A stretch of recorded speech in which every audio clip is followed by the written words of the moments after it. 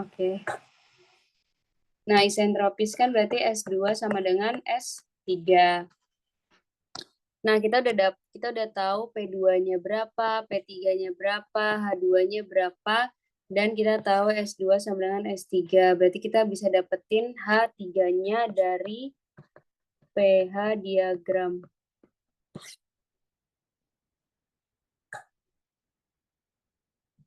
Oke, cara baca pH diagramnya mau diulangin sekalian atau enggak? Udah paham Mbak kalau baca pH-nya? Oke. Udah, berarti kan udah dapet dari pH diagram H3-nya. Udah, tinggal dimasukin aja. H3 udah dapet. Tinggal WS isentropisnya langsung deh dibaca. Dihitung. H3-nya kan tadi dapat 430. Dikurangin H2-nya 390. Berarti 40 kJ per kilogram. Oke, dah. Berarti kita dapat WS aktualnya. Tinggal dikali aja ini. Efisiensi dikali WS isentropis. Hasilnya adalah 40 dikali 0,9. 36.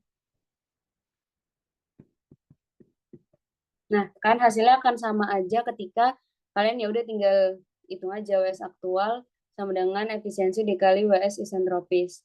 Yang tadi itu WS aktualnya H3 aktual dikurangin H2 dibagi WS isentropis H3 minus H2. Jadi di sini kan kompresornya 0,9. Berarti kan nanti yang keluar kompresor entalpinya kan tertentu kan. Kalau misalkan kompresornya 0,9, makanya diasumsikan aku ngasih notnya H3 aksen gitu sebagai H3 aktual gitu, H3 yang keluar dari kompresor ketika efisiensinya 0,9 gitu. Dapat H3-nya. H2-nya tetap karena ketika masuk kompresor kan dia belum ada proses yang terjadi kan. Jadi H2-nya tetap H2 inputnya kompresor. Udah H3 aksennya dapat, terus tinggal dihitung aja. Sama nanti hasilnya WS aktualnya 36 kJ per kilogram. Terus di sini kan kilojoule per kilogram, sedangkan QC-nya yang kita tahu adalah 20 kilojoule per second. Sehingga di sini kita perlu kalikan flow rate-nya si refrigeran.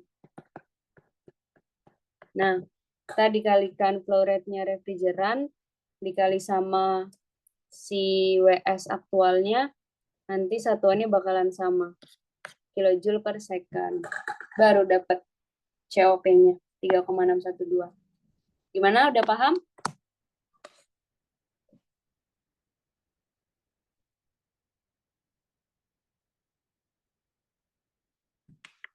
Yang tadi bertanya, paham?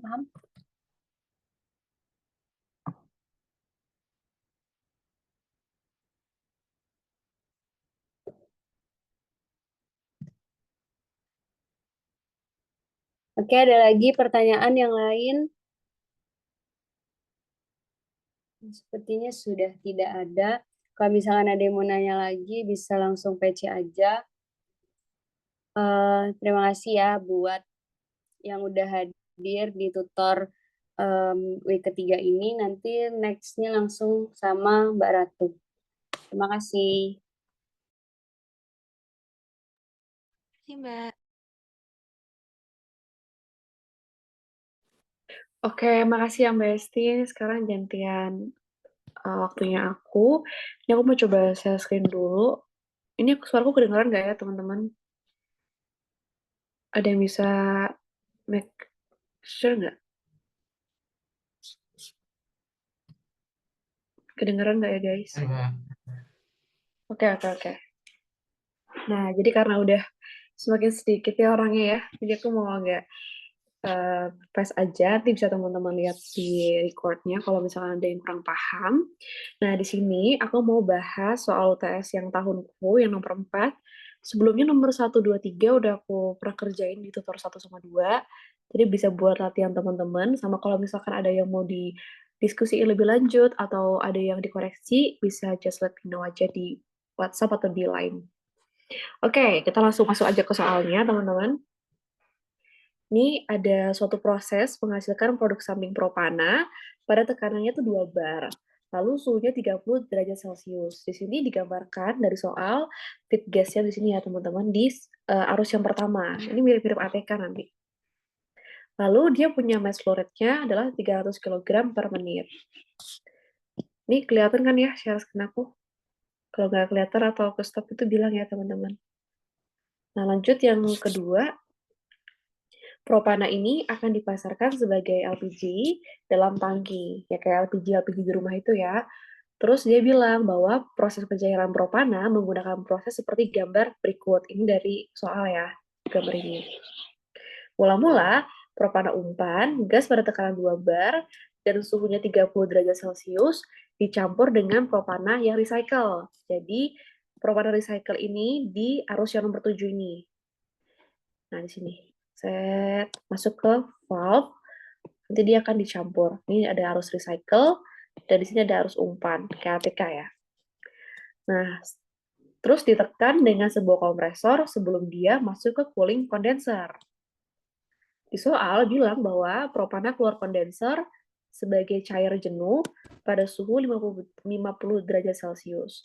Cairannya keluar kondensor dilewatkan dengan expansion valve sehingga suhunya menjadi 30 derajat Celcius di titik 5 ini. Tadi teman-teman masih ingat ya kalau misalkan valve itu isentalpik, jadi nanti entalpinya sama gitu. Kita langsung gambar lagi aja di sini, titik 1, 2, 3, 4, 5, 6, 7. Ini aku gambar satu lagi deh, terus satu lagi, ini titik tercampur gitu, titik keluar dari valve-nya. Oke, kita langsung lihat aja soalnya. Yang pertama, jika pressure drop kondensernya itu diabaikan, berapakah tekanan gas keluar dari kompresor?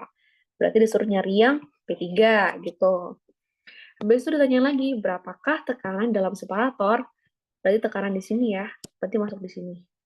Itu. Lalu yang ketiga, berapakah kecepatan arus 7 dalam kilogram per menit? Mass flow rate-nya yang 7. Karena kan tadi dia ada recycle gitu. Jadi ketika dia masuk di sini, itu arusnya nggak sama kayak umpan. Nah, di titik 2, itu berarti mass flow rate-nya adalah penjumlahan dari umpan dan juga yang di-recycle. Gitu. Terus yang nomor D, ini pasti ditanyain sih, kayak misalkan kompresor bekerja dengan efisiensi 90% dibandingkan proses isentropik, berapakah daya kerja per waktu kompresor? Gitu. Ini gampang ya teman-teman, ini pertemuan 1-2 kayaknya selalu dibahas untuk yang WW-nya itu. Tadi Mbak Esi juga bahas yang kalau nyari daya gimana gitu. Nah, di sini data yang diberikan adalah kayak M1-nya, mass flow rate yang umpan, 300 kg per menit, T1-nya berapa, P1-nya berapa, terus di suhu yang di titik 4 ada berapa gitu. Ini masih belum lengkap, nanti kita akan lengkapi bareng-bareng. Nah, ditanyakan yang pertama adalah jika pressure drop di kondenser diabaikan, berapakah 3 gitu kan. Nah, ini tenang aja, teman-teman nanti waktu UTS itu akan dikasih tabel seperti ini, kayak gini, dan juga nanti ada diagram, pH diagram. Kenapa kita harus bisa baca pH diagram, teman-teman? Karena kalau misalkan di Faris kan cuma water or steam. Kalau misalkan ada propane, kita harus baca pakai pH diagram. But to be honest, kalau pH diagram tuh sangat-sangat jauh lebih simpel dibandingkan baca. Karena kan kita harus bolak-balik gitu. Nah, yang pertama nih, jika pressure drop di kondenser diabaikan, berapakah P3? Kita lihat dulu ya skemanya. Kondenser kan di sini ya, teman-teman. Terus, karena pressure drop-nya diabaikan, kita bisa mengasumsikan bahwa nilai dari pressure di titik 3 itu sama dengan pressure di titik 4. Tapi fasenya aja yang berbeda. Maka kita bisa langsung lihat aja di titik P4 itu kan suhunya diketahui dari soal adalah 50 derajat Celcius dan fasenya saturated liquid. Oleh karena itu, kita bisa baca di tabel di sini temperaturnya 50 derajat Celcius, berapakah pressure-nya? 1,7133 MPa. Atau kalau mau teman-teman buktikan di pH diagram gitu ya, suhunya 50 derajat Celcius, saturated liquid itu berapa pressure-nya. Itu teman-teman bisa langsung di sini. Nih ya, aku coba gambar lagi di sini. Suhunya kan 50 derajat. Oh ya, aku mau jelasin dulu deh lagi overview, siapa tahu dia masih belum paham pH diagram. Jadi di sebelah kiri teman-teman ini adalah pressure, terus di sini adalah entalpi di bawah sumbu X-nya. Lalu yang garis-garis yang apa ya, lurus ke agak ke samping ini adalah nilai dari S-nya, entropinya. Terus yang melintang itu adalah suhunya. Tuh, nih, yang di sini suhunya, dan yang di sini adalah juga suhunya. Jadi nanti dia bakal kayak gini. Ini suhu juga ya, 70, 70, 70, itu suhunya. Ini adalah titik kritis, yang di bagian sini saturated vapor, dan di bagian sini adalah saturated liquid. Oke, tadi dia bilang bahwa suhunya 50 derajat Celcius, kita langsung kayak bikin penggaris aja pakai penggaris horizontal gitu, tarik garis, set. Nah, habis itu karena dia bilang adalah fasenya saturated liquid, garis saturated liquid mana? Garis saturated liquid adalah di sini. Apa namanya tadi? Liquid jenuh ya. Langsung aja kita tarik garis. Jadi biar sampai dia memotong gitu. Ini buat nyari entalpinya nanti sih. Nah, ini buat nyari entalpinya gitu. Kalau suhu pressure-nya tinggal teman-teman baca aja. Ini kan under 2 ya. Kalau di tabel tadi lebih jelasnya adalah dia sekitar 1,71. Jadi sama aja. Bisa approximate juga kok. Tuh. Udah. Terus yang kedua adalah kita akan mencari berapakah tekanan di separator. Nah, di separator ini teman-teman fasenya adalah saturated liquid dan juga ini saturated liquid dan juga mixer ya harusnya. Sorry.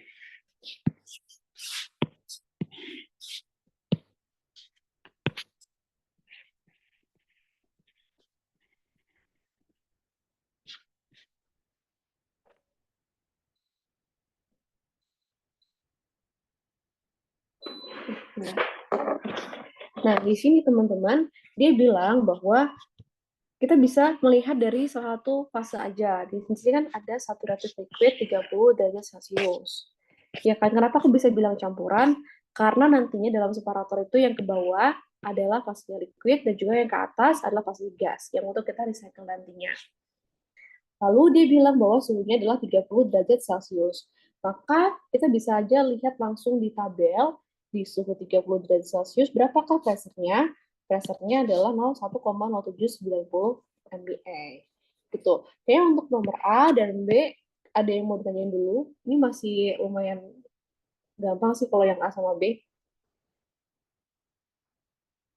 Oke, nggak ada ya teman-teman. Nanti kalau misalkan ada yang mau nanya, langsung tanya aja. Nah, ini agak-agak PR adalah soal yang nomor 3. Kita akan mencari kecepatan arus tuju atau mass flow rate di tuju gitu. Berapakah yang dituju? Nah, kita gambar ulang ya tadi.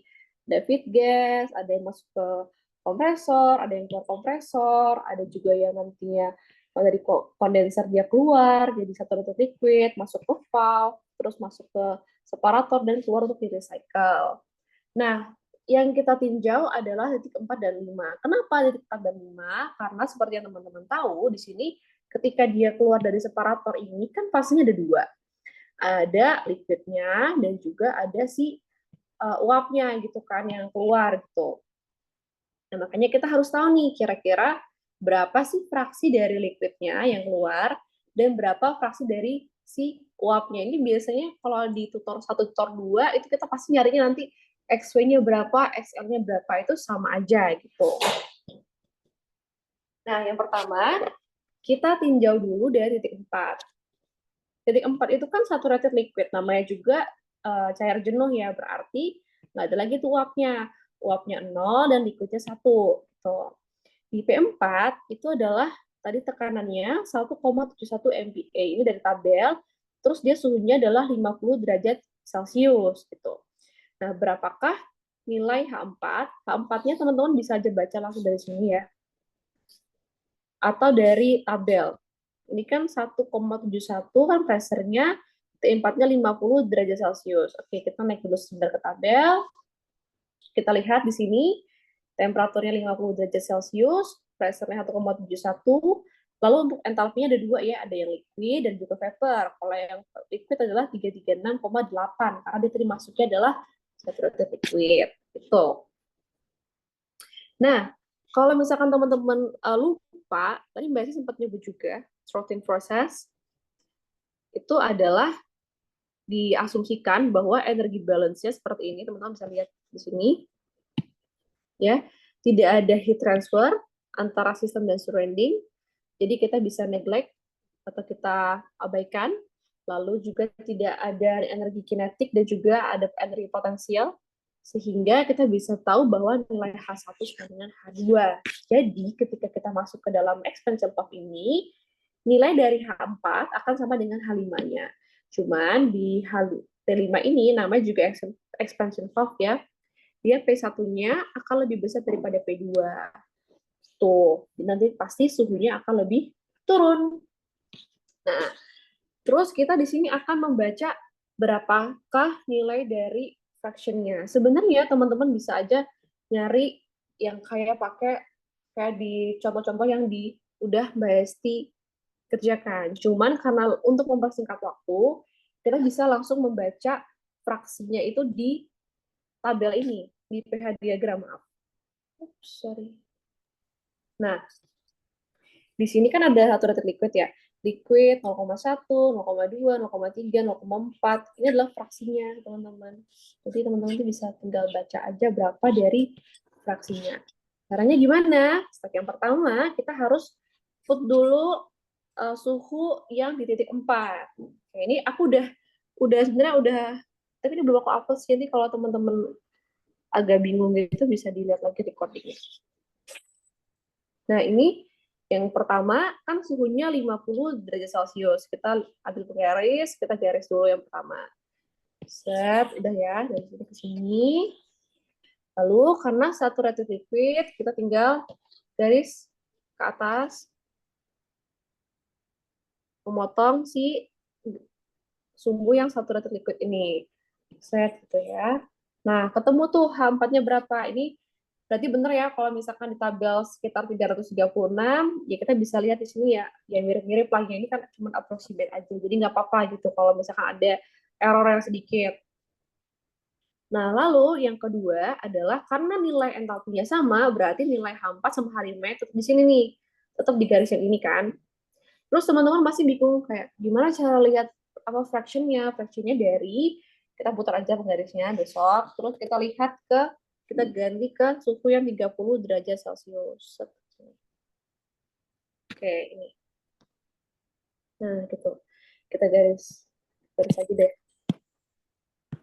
Ini kan 30 di sini ya. Ini kan 40, 40, 30 di bawahnya. Jadi tinggal kita garis aja.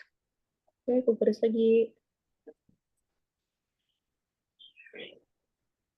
Nah, di sini teman-teman bisa lihat titik perpotongan antara garis yang entalpinya kan sama ya, sama si suhunya. Ini di sini kan. Nah, teman-teman bisa approximate aja. Ini kan sekitar 0,1 sama 0,2 di tengah-tengahnya. Aku bisa assume kalau itu fraksi liquidnya kan masih di kiri ya, di bagian kiri. Jadi masih dominannya liquid. Gitu. Sekitar 0,15. Gitu. Jadi, berdasarkan pembacaan dari pH diagram, kita akan peroleh nilai dari fraksi liquidnya adalah 0,15 dan juga fraksi dari vapornya adalah berarti 1 dikurangi 0,15 ya, sama dengan 0,85. Gitu, berarti nanti waktu di mixture-nya ini, yang kelima ini, makanya di separate atau dipisahkan, karena yang ke bawah itu adalah 0,15 dari total ya, ingat dari total, dan juga yang ke atas ini, gasnya adalah 0,85. Jadi 85% itu gas, 15%-nya adalah si liquidnya, gitu. Mungkin sampai sini pembacaan grafik ada yang mau ditanyain dulu. Tunggu beberapa detik deh kalau misalkan ada yang mau nanya. Karena nggak bisa baca chat kalau misalkan ada yang tanya di chat.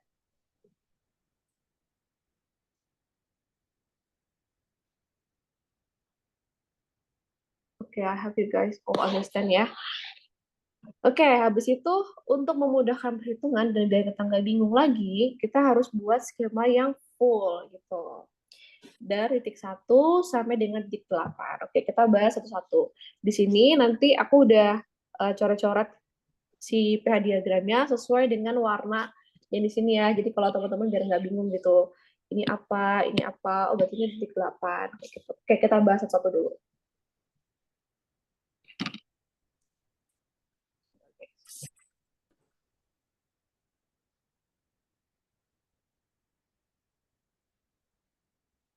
Oke, di titik 1 itu tadi kita diketahui dari soal, mass flow rate-nya adalah 300 kg per menit, suhunya 30 derajat Celcius, terus tekanannya 2 bar atau 0,2 MPa. Habis itu untuk entalpinya adalah 621,66. Dari mana Mbak? Dari tabel. Atau teman-teman bisa lihat dari pH diagram. Kita buktikan dulu dari tabel ya. Ini kan H1. Kan maksudnya vapor ya. Di vapor jenuh gitu. Sudah, H1-nya 30 ya. P1-nya 30. Kita lihat di sini.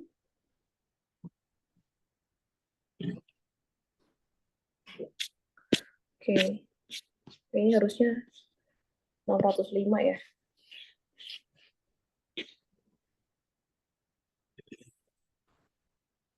Oke, kita baca dari sini.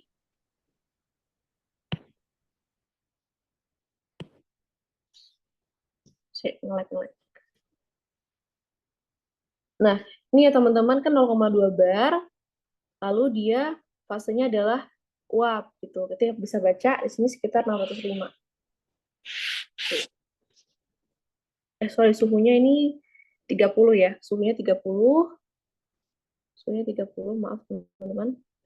0,2, kita garis dulu ke horizontal. Setelah itu kita pindahkan kursornya, pindahkan garisnya ke suhu yang 30. Ini sampai memotong ya, ini kan 30 di sini. Jadi 30, kita garis, ketemu di titik ini, kita baca di atas, gitu teman-teman. Nah ini aku ternyata approx ini aja. Oke, gitu. Ini sekitar, kalau ini kan berarti kan 600 di sini. Ini kan 700 di sini. Selisihnya kan 1, 2, 3, 4, 5. Berarti kan 100 bagi 5 kan 20. Harusnya ini 640. Oke, kita ganti aja.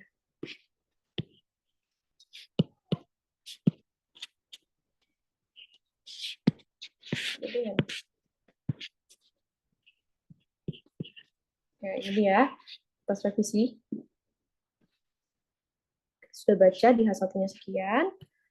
Terus titik 2-nya kita tidak tahu suhunya. Kenapa kita tidak tahu suhunya? Karena itu adalah campuran dari gas. Gasnya dicampur di sini. Oke, terus kita langsung pindah dulu ke titik 3. Ke titik 3 itu tadi pressure-nya kan sama dengan pressure di titik 4, teman-teman. Di sini kan. 1,71 MBA ini. Berarti kita bisa asumsikan bahwa T-nya sama, 50 derajat Celcius, tapi entalpinya berbeda. Karena kan fasenya beda gitu. H3 di sini adalah 21,66. Tadi maaf, ini dari tabel ya. Dari tabel yang ada di atas tadi. 621,66.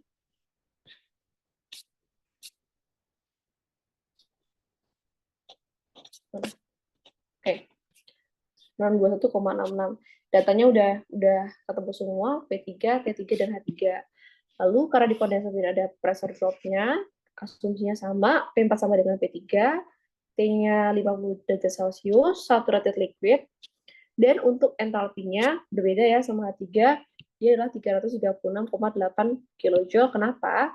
Karena dia fasenya sudah berbeda, liquid. Di sini aku juga dibuktikan aja di sini. Nih, P1-nya. Sorry, P4-nya. P4-nya kan 1,71 MPa. Kita di sini. Lalu untuk suhunya, fasenya adalah saturated liquid. Teman-teman bisa pindahin dulu. Sini. Tuh. Tarik garis lurus. Mana sih? Ini ya. Terus kita baca. Kira-kira berapa gitu. Kalau di sini kita bisa baca sekitar 336,8 kilojoule. Atau kalau misalkan dari pembacaan ini, itu kan sekitar kan 20 ya, 320, 340. Itu boleh aja, karena kan beda dikit ya. Kalau di sini teman-teman bisa nulisnya 340 juga nggak apa-apa gitu. Nah, terus di sini kan yang masuk tadi ke titik 4 ya, titik 4 ke titik 5. Titik 5 itu yang masuk adalah campuran dari yang umpannya dan juga dari recycle-nya. Jadi aku bisa bilang bahwa mass flow rate titik 5 itu sama dengan mass flow rate titik 2. Gitu. Di titik 5, teman-teman, di mixture-nya kan kita akan mencari fraksi. T5-nya tadi adalah 30 derajat Celcius. Lalu untuk entalpi titik 5 sama dengan entalpi titik 4 sama dengan 336,8 kJ per kilogram. Lalu untuk tekanan di titik 5 tadi adalah 1,07 MPa.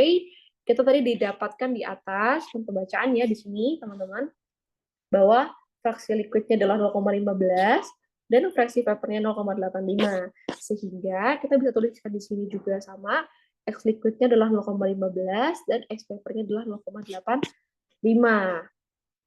Gitu. Nah, ini kan keluar M6 ya, keluar dia.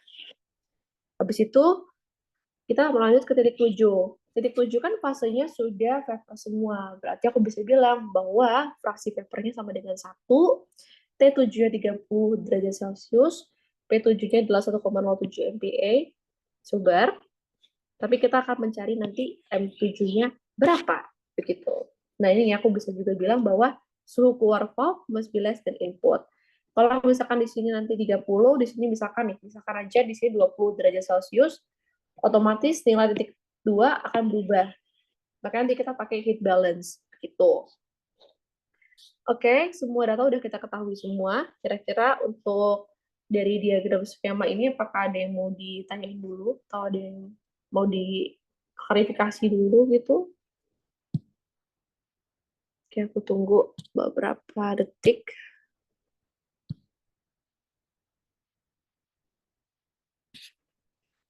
Oke, kayaknya nggak ada ya. Lanjut aja. Oke, di sini kita pakai kayak di ATK, kita pakai mass balance. Jadi kita kan diketahui tadi arus totalnya ada di titik 5, ya kan, di sini. Nih, M5 sama dengan M2 tadi. M2 kan umpan sama dengan recycle, ditambah dengan recycle, gitu.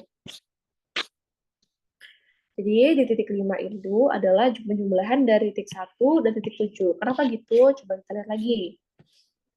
Nih ya, M1 dan titik 7. Sorry, harusnya titik 8 ya, tapi sama aja sih, M7 sama dengan M8 gitu. Karena tadi lihat ya teman-teman di atas, untuk valve-nya M1H1 sama dengan M2H2. Gitu. Ini equation-nya teman-teman bisa lihat di Vanes. Oke, kita lanjut ke bawah lagi. Nah, di sini in kurangi output sama dengan accumulation. Kita assume that this system adalah steady state. Jadi akumulasinya adalah 0. Input sama dengan output. M1 plus M7 sama dengan M7 yang masuk ya. Masuk sini. M5 kan. M1 sama M7. Yang keluar adalah M7 dan M6. Gitu. Kita tahu bahwa nilai dari M1 itu adalah 300 kg per menit. Lalu untuk M7 kita tidak tahu. Habis itu M7 plus M6. M6-nya tadi apa? M6-nya itu kan adalah M6-nya ini kan tadi adalah total ya. Berarti kan fraksinya kan 0,15 liquidnya. Kita kalikan dengan M5 karena kan total gitu. Fraksinya dikalikan dengan totalnya. Total yang masuk ke arus ini. Nih, ke arus ini. Begitu. Nah, kita langsung jabarkan aja persamaannya. 300 plus M7 sama dengan M7 plus 0,15 dikalikan dengan M5. Gitu. Nah, M5 tadi apa? M5-nya adalah si bentar guys. Agak nge-lag. Bentar, teman-teman.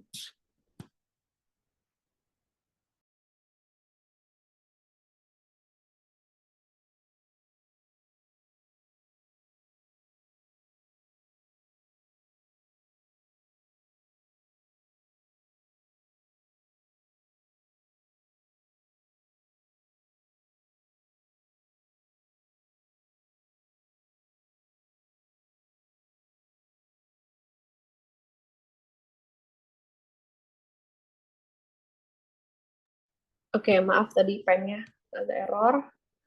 Aku broadcast lagi. Oke, ini udah ya. Oke, nah tadi di sini kayaknya ada yang salah, harusnya 0,15. Karena tadi kan, tolong lagi deh. Jadi tadi di M5 tadi penjumlahannya yang keluar adalah M7 dan M6 gitu. Maka dari itu kita bisa menjabarkan bersamanya seperti ini. Sini ya. Itu karena M6 adalah 0,15 dari fraksinya dari total mass flow-rate-nya. Berarti M5 adalah 51 M1 dikurangi M7 ditambah dengan M7. Maka 0,15 kan aslinya gini ya. 0,15 M1 plus M7. Makanya aku jabarkan lagi tuh di bawahnya. 0,15 kali M1 di sini ditambahkan dengan 0,15 dikalikan dengan M7. Maka dari itu kita bisa lihat bahwa 0,15 kali M7 sama dengan 300 dikurangi dengan 0,15 dikalikan dengan M1. Ini ya M1-nya. Jadi diperoleh bahwa ini kalau ada yang salah hitung kalkulator atau gimana, bilang aku ya teman-teman. Terus di sini berarti kita bisa peroleh bahwa M7 adalah 1.700 kg per menit. Begitu. Oke. Untuk yang poin C, kita udah bisa jawab ya. Nah, poin C itu tanya apa sih tadi? Oke. Kecepatan arus tuju dalam kilogram per menit. Satuannya udah balance sama yang dikasih tahu di soal, jadi itu udah benar. Oke, sampai sini dulu untuk M7-nya ada yang mau ditanyain. Oke, aku tunggu beberapa detik dulu. Oke, 5, 4, 3, 2, and oke, nggak ada. Nah, tadi kita kan mau mencari suhu di T2 ya, karena nanti kita akan mencari daya. Daya itu kan, kalau teman-teman masih ingat aku pernah jelasin, ini ya, ini kan kompresor di sini dia berada di antara titik 2 dan titik 3. Maka kita harus nanti mengevaluasi di titik 2, datanya harus ada semua, dan titik 3 juga datanya ada 2. Dan kompresor kan cuman Y sama dengan delta H. Jadi kita butuh data H2 dan juga H3. Gitu. Oke. Terus kita langsung masuk aja ke untuk menghitung suhu T2-nya, heat balance. Biasa ya, Q1 sama dengan Q2.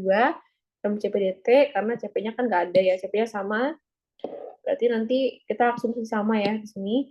Terus berarti nanti kita tinggal dikalikan dengan si entalpinya, entalpi dari titik yang pertama kita udah dapet. Sorry, ini harusnya tadi 640 ya. Oke, aku revisi dulu perhitungannya berarti. Yang pertama,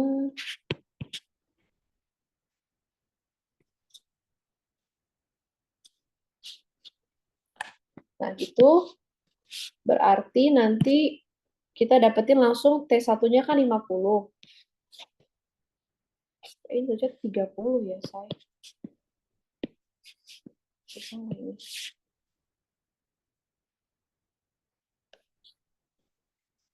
30 sama dengan 30 min T2 sama dengan M8 1.700 kg per menit karena dia sama dengan M7 yang di sini dikalikan dengan entalpinya dan dikalikan dengan T2 min 12. Kenapa T2 min 12? Karena kita bisa lihat dari si diagram, pH diagram tadi. Sebentar. Oke. Ini ya teman-teman, di H8 itu kan sama dengan H7. Di sini. H8 sama dengan H7. Nah, itu kalau kita lihat di sini garisnya, pressure-nya kan dia sama ya, isobar ya, 0,2 bar ya. Berarti kita bisa lihat di sini, ini pressure-nya sama, masuk. Lalu kita bisa lihat bahwa entalpi juga sama sekitar berapa entalpinya tadi. Di sini ya. Sorry, T7 kan 30. T7 30, di sini teman-teman aku gambar ulang aja.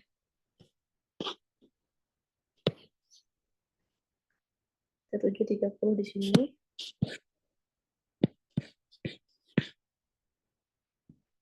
Oke, kita garis. Selanjutnya kita baca si entalpinya. Ini entalpinya sama ya. Aku geser dikit deh biar nggak. Nah, itu. Oke. Nah, diketemulah sih nilai entalpinya di sini. Nah, kita lihat tuh suhunya berapa yang di karena suhunya pasti berbeda, kita lihat dari perubahannya di sini. Ini sekitar kalau di titik di sini adalah sekitar berapa ya? 12 atau 11 gitu. Oke. Setelah itu kita sudah dapat nilai dari suhunya, T12-nya, kita bisa pakai heat balance aja di sini, T2 min 12, karena T2 pasti suhunya akan lebih tinggi dibandingkan dengan 12 derajat Celcius. Maka dari itu kita tolak nilai sulfur. Oke, aku coba hitung ulang.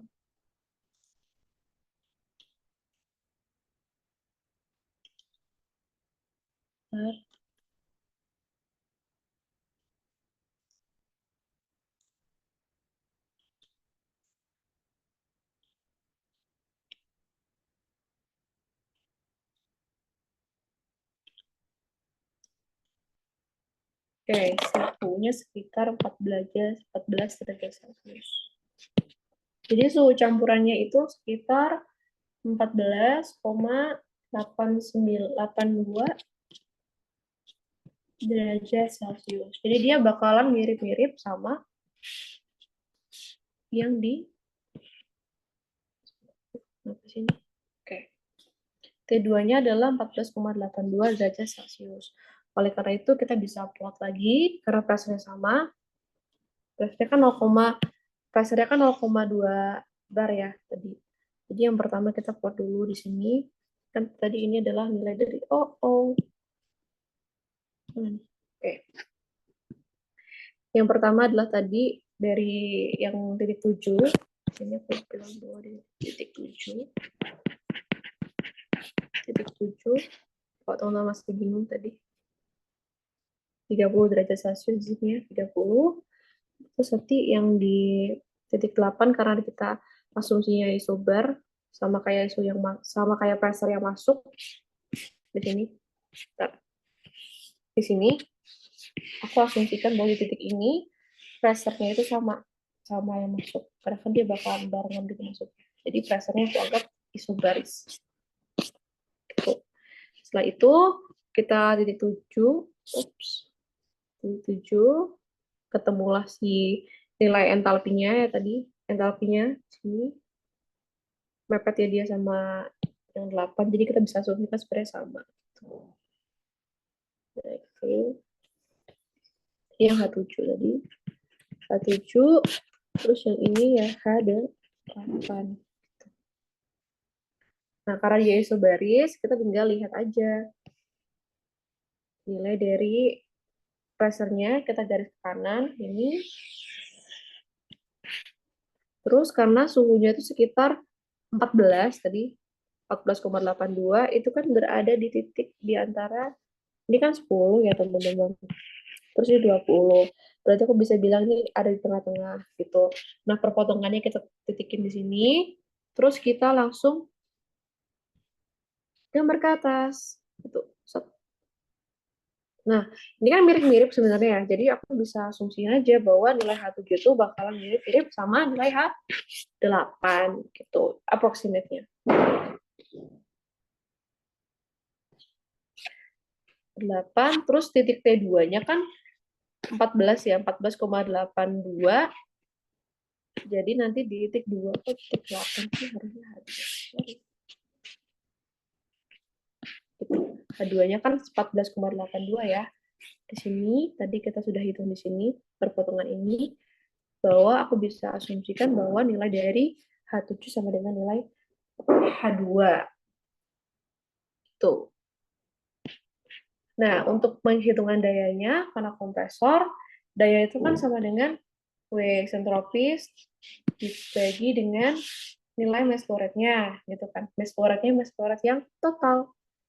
Setelah itu, kita bisa tahu bahwa W actual-nya adalah W eksentropis dibagi dengan efisiensinya. Lalu kita tahu bahwa WS itu, karena dia kompresor, ada di titik berapa tadi? 3 sama 2. Kita bisa lihat bahwa nilai dari WS H3 min H2 sama dengan H3 tadi dapat 621,66 dikurangi H2-nya. Sebenarnya teman-teman bisa juga sih baca ini sekitar berapa ya H2-nya ya. Ini kan kalau ke sini aja 20.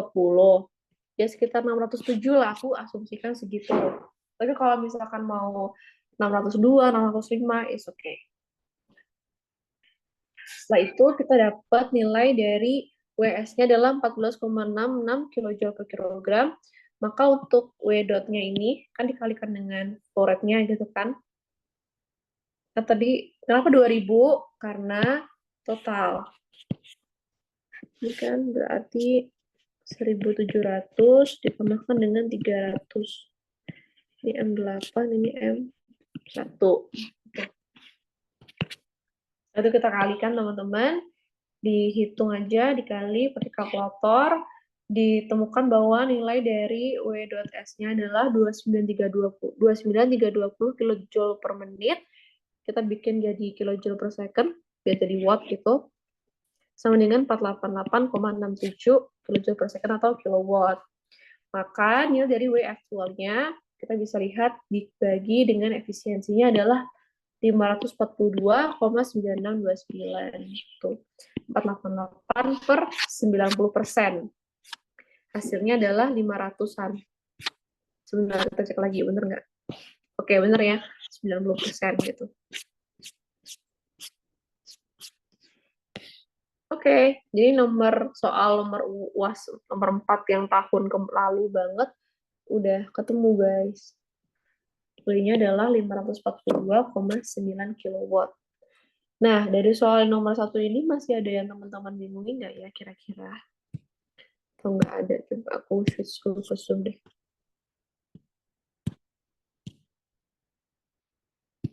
Oke, kayaknya udah makin berkurang. Jadi aku anggap nggak ada pertanyaan. Terus kemarin ada yang nitip juga untuk dibahas, yaitu soal PR. Ini soal PR teman-teman. Karena di sini banyak yang kebingungan apakah harus trial atau enggak. Sebenarnya bisa juga trial, tapi kalau misalkan ada shortcut way-nya, bakalan pakai shortcut aja sih. Di sini aku mau jelasinnya yang pakai pH diagram aja gitu. Suatu sumur geotermal menghasilkan steam jenuh bertekaran 4 bar. Jadi kita bisa bilang di sini bahwa ini P1-nya ya. P1-nya adalah 4 bar. Sebesar 2 ton per detik. Mass flow rate-nya. Gitu kan. Setelah itu dibilang juga bahwa steam tersebut akan diumpankan ke sebuah turbin yang beroperasi dengan efisiensinya adalah 50% efisiensi gitu. Dibandingkan dengan proses isoterapis. PS-nya.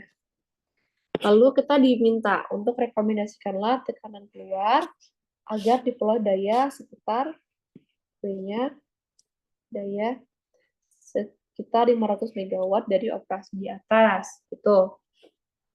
Nah, first thing yang kita harus kerjakan adalah punya si pH diagramnya yang pasti ya. Habis itu kita lihat berapa sih tekanannya. Kalau 4 bar kan sekitar 0,4 megapascal. Berarti langsung kita drag aja di sini penggaris kita. Terus kita langsung garis lurus aja ke kanan. Set, gitu. Nah, ini step pertama ya. Lalu dia bilang apa lagi nih di soal? Bahwa dia adalah steam jenuh, uap jenuh. Jadi kan di sini tadi aku udah bilang ya, di sini adalah garis yang saturated vapor. Tinggal kita vertikal ini, terus kita garis. Sorry. Set. Nah, ketemulah nilai dari apa namanya entalpinya yang titik pertama itu apa. Nah, ini teman-teman sebenarnya bisa lihat langsung di panes. Gitu. Nah, di sini aku udah kasih step-stepnya juga. Yang pertama cari nilai H1 dan T1, cari nilai delta H, dan cari W aktualnya. Kalau di sini pembacaan dari, coba kita baca bareng-bareng aja. Di sini kan 2600 ya. 2600 di sini. Kalau di sini itu berapa gitu kan. Ini kan agak susah nih bacanya teman-teman. Berapa sih approximate-nya? Sebenarnya boleh 2700 boleh, 2690 boleh. Cuman aku baca pakai panes, tabel appendix panes. Kalau nggak salah E1 itu nilai dari H1-nya adalah 2700. Nilai H1-nya adalah 2737,62 kilojoule per kilogram gitu. Nah, setelah dari itu kita tahu kan bahwa nilai dari W dot-nya itu kan sama dengan daya per mass flow rate-nya, ya kan, W. Nah, di soal diketahui teman-teman bahwa nilai dari dayanya adalah 500 megawatt dan juga mass flow rate-nya adalah 2000 kg per second gitu. Oleh karena itu, bisa kita hitung bahwa yang W isentropisnya adalah 250 kilojoule per kilogram. Nah, kalau misalkan teman-teman masih ingat juga bahwa nilai dari W, apa kayak dari kerja, itu kan adalah perubahan ya, H2 min H1. Itu kan, sebenarnya ini negatif ya, teman-teman. Kalau turbin itu kan V-nya negatif. Tapi untuk perhitungan ini nggak apa-apa, sama aja. Nah, terus kita dapat nilai H2-nya sama dengan 2487,62. Tapi ini kan masih belum yang aktual, makanya kita nyari dulu yang aktualnya. Yang aktual berarti kan tinggal dikalikan dengan efisiensi. Kita dapat nih W aktualnya 500 kJ per kilogram. Oleh karena itu, kita dapatkan karena kan H2 min H1 sama dengan 500 kJ per kilogram. Gitu kan, teman-teman. Berarti nilai H2-nya sama dengan 500 kJ per kilogram. Tambahkan dengan nilai H1-nya. Berarti H2-nya sama dengan 500. Tambahkan dengan nilai H1-nya adalah di atas tadi aku udah nyari. Nih, 2737 ya. 2737,62. Ini kilojoule per kilogram.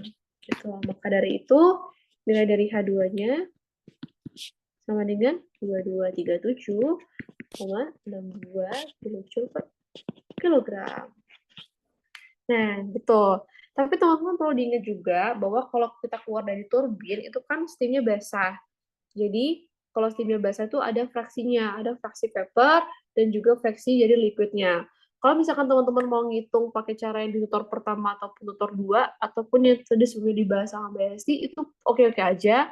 Cuma kalau untuk lebih cepat lagi, ini teman-teman bisa langsung put aja nilai H2-nya kan sekitar 2237 ya. Nah, ini kita hapus dulu aja. Oke, kita hapus dulu. H2-nya sekitar 2237,62.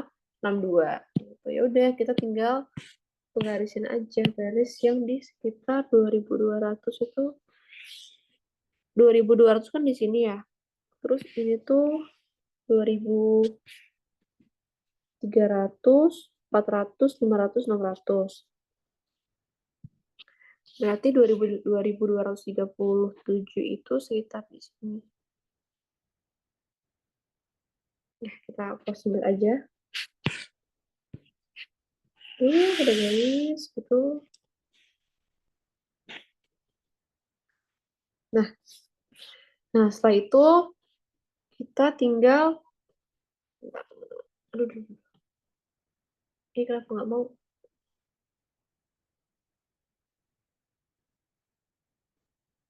Bentar. Stop dulu.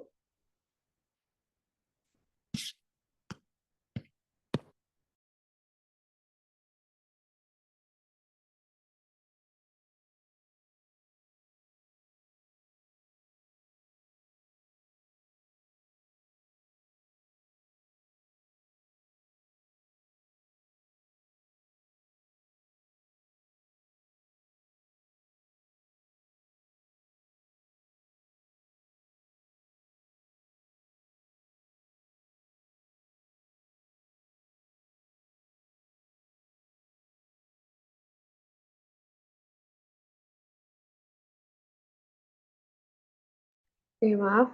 Kita share screen lagi. Nah, tadi kan sekitar 2.200 di sini ya. Aku gambar ulang lagi di sini. Lihat gitu. Step 3. Nah, karena tadi Mbak Esi juga jelasin isentropis ya. Kalau turbin itu. Nah, ini kan nilai dari isentropisnya nih. Mana sih garis isentropis tadi nih? Kan garis-garis yang ini tuh garis-garis isentropis semua nih. Tuh, di sini kan. Nah, itu kita bisa langsung aja buat garis H. Ya Allah.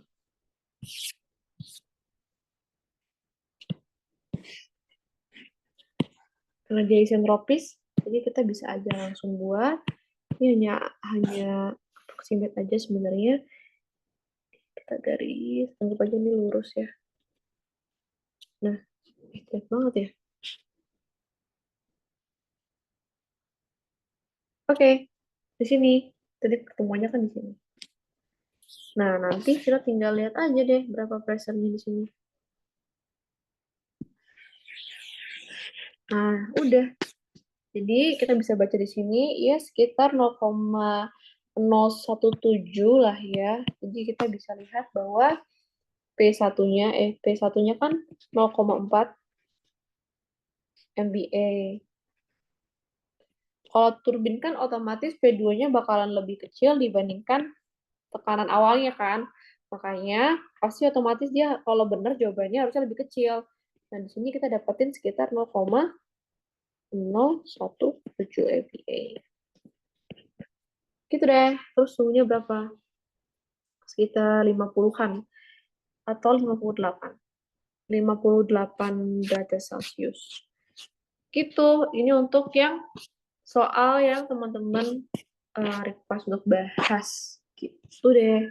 Kalau misalkan teman-teman mau cari pakai trial juga boleh. Nanti kan kita ketemu nilai H2-nya berapa gitu kan. Sekian misalkan. Habis itu teman-teman harus nyari nilai dari fraction-nya. XL sama XL-nya berapa. Nanti teman-teman cari lagi di appendix nilai dari HL sama HV-nya.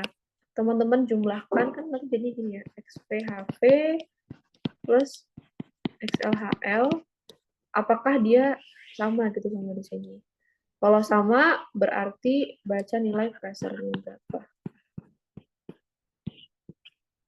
Gitu, teman-teman. Itu buat yang pakai trial ya. Boleh-boleh aja sih pakai trial, tapi kalau aku lebih suka pakai via diagram biar lebih simple. Gitu deh. Nah, kayaknya udah pada keluar semua hampiran. Ada yang mau tanyain dulu, teman-teman? Oke, aku tunggu sampai 12.46 ya.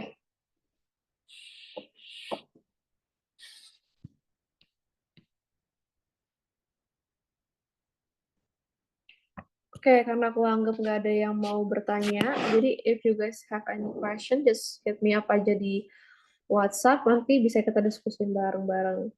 Kalau gitu, untuk tutornya, aku cukupkan sampai di sini dulu. Aku sama Mbak Esti minta maaf kalau misalkan selama tutor ada yang kurang berkenan. Semangat buat UTS-nya. Makasih teman-teman. Kasih Mbak.